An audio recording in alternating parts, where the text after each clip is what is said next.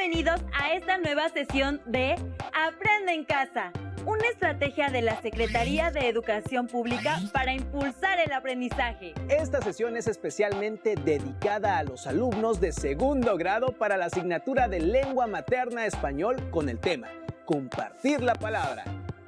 Esperamos que este programa sea de provecho para su avance educativo. Para asegurarlo, los invitamos a que preparen un cuaderno, lápiz o pluma y realicen sus anotaciones, reflexiones y actividades. Es muy importante que lo hagan, ya que este material se debe incorporar a su carpeta de experiencias para después presentarla a su docente.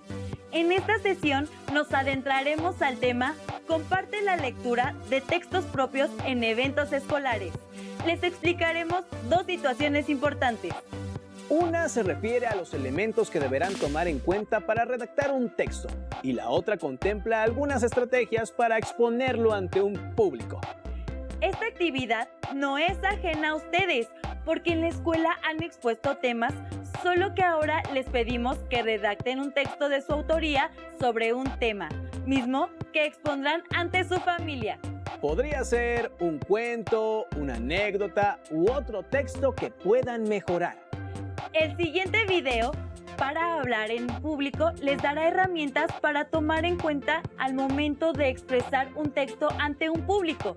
Les recomendamos hacer apuntes de la información para que puedan realizar los ejercicios que plantearemos al final de la sesión. Veamos juntos el audiovisual.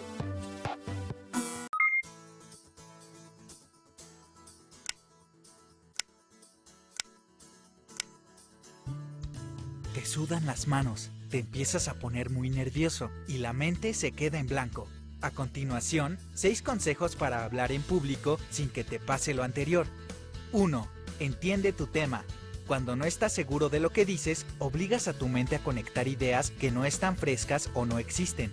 Hacer conexiones y generar ideas lleva tiempo y esfuerzo, así que ayuda a tu cerebro leyendo sobre tu tema, preguntando a expertos y haciendo anotaciones. 2. Conoce a tu audiencia. ¿Qué edad tienen? ¿Cuánto saben sobre el tema? ¿Por qué les interesa escucharte? Estas serán algunas preguntas para saber el mensaje que quieres transmitir. 3. Ponte a escribir. Pero, ¿no que ibas a hablar? Sí, pero escribiendo se organizan mejor las ideas, así que escribe desde el saludo inicial hasta el agradecimiento final y responde. ¿Comunicas el mensaje que quieres? Si la respuesta es no, escribe de nuevo. 4. Mide tu tiempo. Comienza a leer tu escrito y mide cuánto tardas. Si el tiempo rebasa el tiempo que tienes para hablar en público, reduce tu discurso. Léelo tantas veces sea necesario. La idea es que no dependas de tu escrito. 5. Obsérvate. Practica frente al espejo o pide que te graben. Imagina que estás en un escenario y lúcete. ¿Hay algún movimiento que repites? ¿Se entiende lo que dices? ¿En qué momentos te pones nervioso? ¿Cómo es el volumen de tu voz? Corrige aquello que no quieres mostrar en tu presentación. 6. Manos a la obra. La práctica hace al maestro, así que toma en cuenta estos consejos y conquista al público.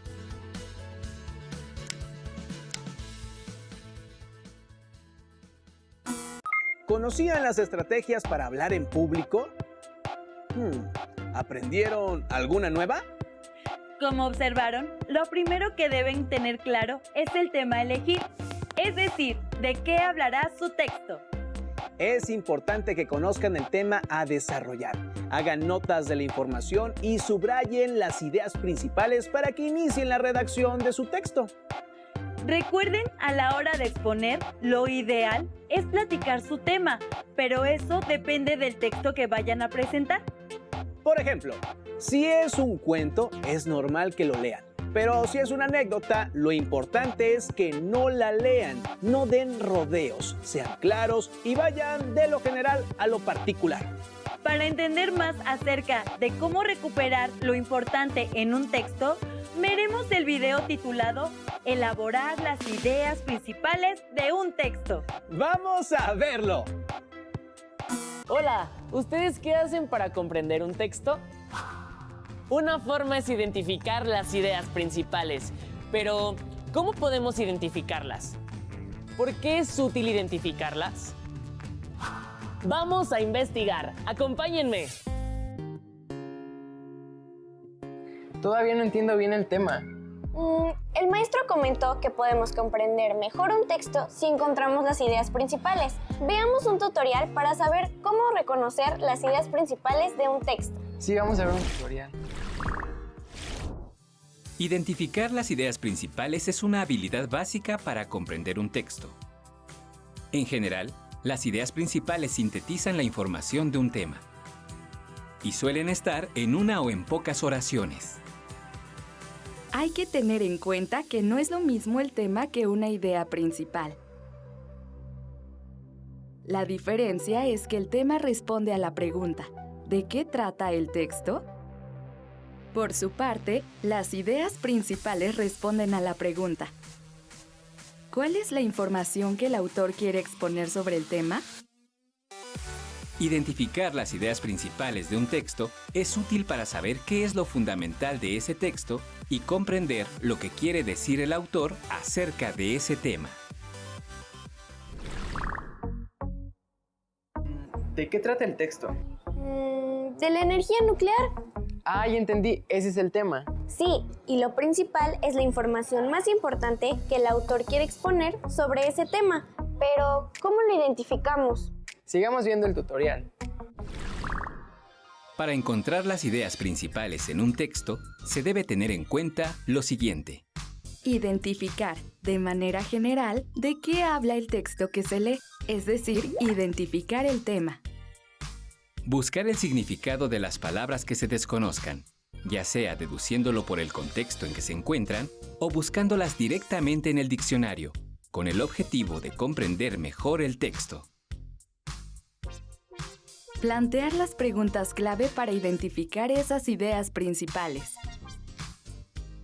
Buscar las respuestas en cada párrafo, pues ellas ayudarán a redactar un resumen. Una técnica para tener presente las ideas principales es el subrayado. Así, al releer lo que se subrayó, se puede recordar el contenido del texto leído. La información subrayada se puede organizar en temas y subtemas.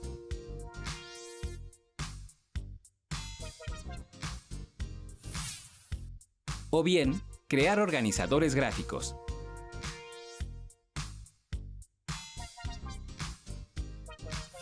Dependiendo del objetivo de estudio. Para identificar las ideas principales, propongo preguntar ¿qué es la energía nuclear? De acuerdo. La energía nuclear es la energía que se obtiene al manipular la estructura interna de los átomos. Esta es una idea principal. Ahora, ¿cómo se obtiene? Se puede obtener de dos formas, por fusión nuclear y por fisión nuclear. Otra idea principal. También podemos preguntar qué pasa en la fusión y en la fisión nuclear. Y las respuestas son otras ideas principales. ¡Qué fácil! ¿Y si hacemos un mapa conceptual con las ideas principales? De acuerdo, definitivamente esto nos servirá para comprender mejor los temas. Sí, y podemos... Identificar las ideas principales de un texto permite comprenderlo mejor. Además, facilita la elaboración de resúmenes y organizadores gráficos. ¿Qué otras ideas principales identificas? Adiós. Como observaron, las ideas principales sintetizan la información de un tema y responden a una pregunta. ¿Qué es lo que quiere decir su texto o el texto que están usando para crear un nuevo escrito? En este último caso, busquen el significado de la palabra que no se entiende, subrayen las ideas más importantes y realicen apuntes breves en fichas de trabajo. También es importante que sus textos o notas, además de la ortografía y la puntuación, estén redactados de manera clara. Deben estructurar su texto a partir de una introducción, un desarrollo y unas conclusiones. Veremos el video Palabras y frases de enlace, que será de gran valor para que presentes un texto con ideas claras. ¡Tomen nota! Según el diccionario de la Real Academia de la Lengua, conector es un elemento que pone en conexión diferentes partes de un texto o diferentes textos. Los conectores son palabras y frases que sirven para unir y organizar las ideas dentro de un texto. Existen muchos tipos de conectores. Por ejemplo, los aditivos, como además, también y asimismo, que se utilizan para agregar información. Otros como a pesar de todo, sin embargo o por el contrario, se llaman opositivos y ayudan a expresar el contraste entre dos o más enunciados. Las preposiciones y conjunciones también son conectores que establecen distintas relaciones entre las palabras y las ideas. Un texto sin conectores es como un rompecabezas al que le faltan piezas. Analicemos un fragmento modificado del artículo de divulgación El cielo visto desde México. Los astrónomos han agrupado las estrellas constelaciones. Son configuraciones arbitrarias, corresponden la cercanía, las estrellas, proyectadas la bóveda celeste, no su distancia real. Las constelaciones son como los continentes del cielo, ayudan a ubicar los astros. La Tierra gira torno al Sol. Diferentes épocas año se ven constelaciones distintas.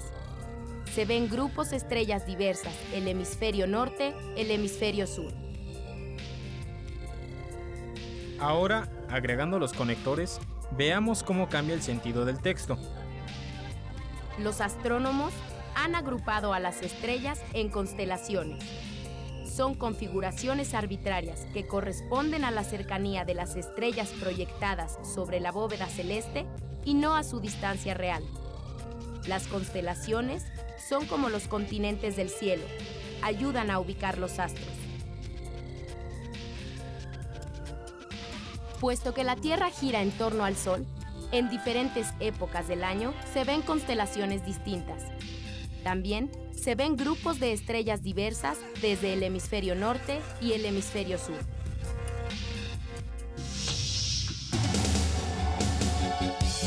Maestro, practiquemos el uso de las palabras y frases de enlace. Organizados en equipos, realicen el siguiente concurso. Redacten una frase que contenga el mayor número de nexos o conectores sin que estos se repitan. El que logre el mayor número gana. ¡Buena suerte! Para saber más sobre los conectores, te recomendamos que utilices el interactivo Conectores, que es uno de los interactivos del área de español. En este, mientras practicas el uso de los conectores para darle mayor claridad y riqueza a tus textos, ayudarás a Paulina e Higinio a resolver un misterio. ¿Verdad que la función de los conectores es muy importante para construir un texto lógico y entendible? Como observaron, los conectores unen y organizan las ideas de un texto. Hay una variedad de ellos para expresar lo que desean. Vieron conectores de dos tipos: los aditivos, que apoyan el momento de agregar más información, y los opositivos, que niegan alguna situación. También están las preposiciones, que son nexos, y las conjunciones, que unen ideas. Les sugerimos que realicen el ejercicio que aparece en el video de manera individual. Lo registren en su carpeta de experiencias y, si es posible, se comuniquen con sus compañeros para intercambiar sus textos y apoyarse en la corrección. Finalmente, veremos el video titulado Giordano Bruno, que narra la infortunada suerte de este hombre de ciencia, adelantado a su tiempo. Les pedimos que tomen nota de los aspectos más sobresalientes para realizar una actividad. Observen detenidamente.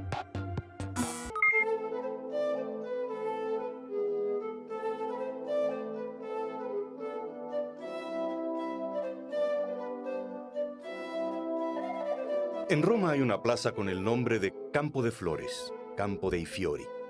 En esa plaza está la estatua de un hombre, Giordano Bruno, que murió quemado en la hoguera el 17 de febrero de 1600. Fue filósofo, astrónomo, matemático, poeta, un hombre del Renacimiento que sentía curiosidad por todo. Había nacido 52 años antes en Nola, cerca de Nápoles, y había sido bautizado con el nombre de Filipo. Perteneció a la orden de los dominicos como Fray Bartolomé de las Casas. Fue un sabio observador de la naturaleza, del universo. Era un hombre de carácter abierto y espontáneo que dedicó su vida al conocimiento. contra la opinión general de su época, fue uno de los primeros filósofos en defender abiertamente la teoría de Copérnico, según la cual el Sol era el centro del universo alrededor del cual giraban la Tierra y los planetas. Ahora sabemos que el sistema solar en el que habitamos es solo una ínfima parte del universo, pero la teoría de Copérnico, conocida como heliocentrismo, era entonces completamente revolucionaria, porque negaba que la Tierra fuera el centro del universo, como sostenía la Iglesia Católica.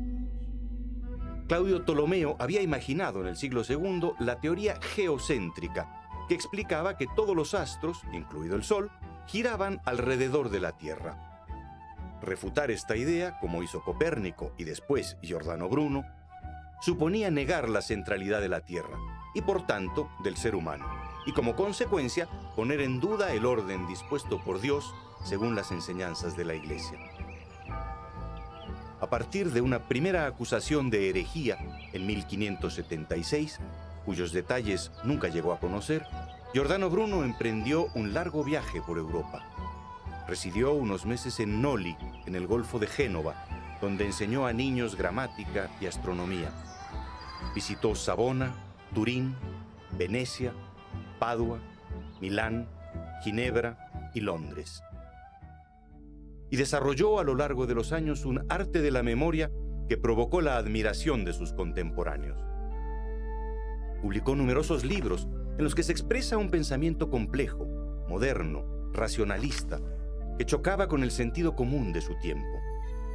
Sostuvo, por ejemplo, en contra de la tradición aristotélica, que no existe una jerarquía única, ni en el mundo natural ni en el espacio físico, que todo puede ser centro y todo puede ser periferia, y por tanto la Tierra solo es centro para nosotros, es decir, solo es centro desde nuestro punto de vista. De ahí que aceptara la posibilidad de la existencia de muchos mundos, y no solo el nuestro. Esta idea, que hoy nos resulta fácil de entender, era una herejía para las autoridades religiosas de entonces. Giordano Bruno puso en duda otros dogmas sagrados para la Iglesia Católica, como la Encarnación y la Trinidad, y rechazaba la idea de que la Iglesia pudiera conocer la verdad última. Pensaba también que todas las cosas están imbuidas del Espíritu Divino. Su estancia en Ginebra, donde entonces gobernaban los protestantes, fue tan agitada que terminaron por expulsarlo de la ciudad. En Italia lo veían con recelo porque sospechaban que se hubiese convertido al protestantismo. Tampoco en Londres se sintió bien acogido. Se consideraba como Sócrates un ciudadano del mundo y decía que era ciudadano y siervo del mundo, hijo del Padre Sol y de la Madre Tierra. Pero también decía de sí mismo, porque ama demasiado al mundo, será odiado, censurado, perseguido y rechazado por él. Regresó a Venecia en 1591, invitado por un noble, Giovanni Mocenigo, que decía estar interesado en sus conocimientos, pero que en realidad trabajaba para la Inquisición. Detenido en mayo de 1592, Giordano Bruno no volvería a ser libre nunca más. Un año después, fue trasladado a Roma, donde pasaría los siguientes 7 años, encerrado y sometido periódicamente a interrogatorios por parte de las autoridades eclesiásticas. Le conminaron a que se retractase de sus ideas, pero se negó a hacerlo. Se le declaró hereje y fue condenado a morir en la hoguera. Al oír su sentencia, dijo a sus jueces: «Pronunciáis vuestra sentencia contra mí con más temor quizá del que yo siento al escucharla». Hoy muchas de las ideas de Giordano Bruno nos parecen de sentido común. Otras nos pueden resultar curiosas. En su tiempo fueron motivo de escándalo. Pero sobre todo, hoy no pensamos que se pueda condenar a muerte a alguien por decir lo que piensa. Giordano Bruno murió en Roma, donde hoy se alza su estatua, en la plaza que se llama Campo de Flores.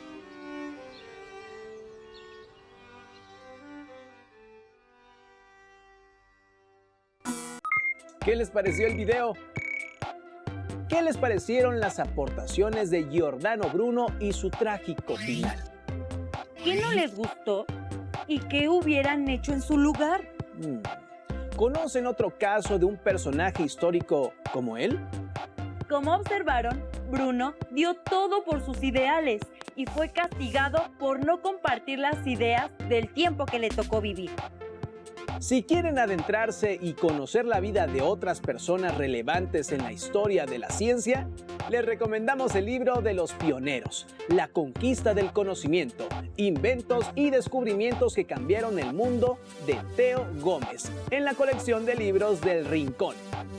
Para concluir, anoten, respondan e integren las siguientes preguntas en su carpeta de experiencias.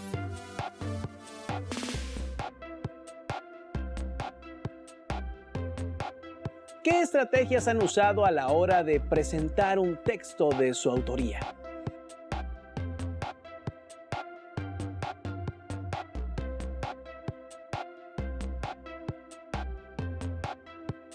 ¿Qué estrategias se usan para recuperar ideas principales en un texto?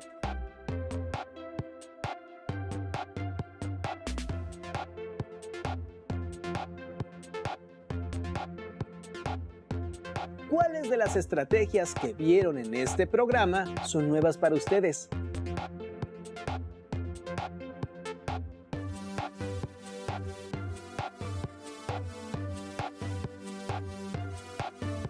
A partir del video de Giordano Bruno, realicen un escrito breve. Recuperen algunas ideas importantes que les sirvan para exponer en público.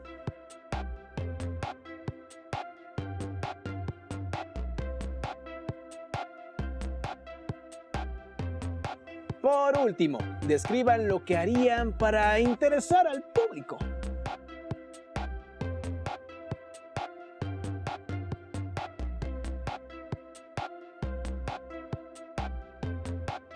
Fue un gusto compartir con ustedes este interesante tema. Los esperamos en otra sesión más de Aprende en Casa. ¡Hasta pronto!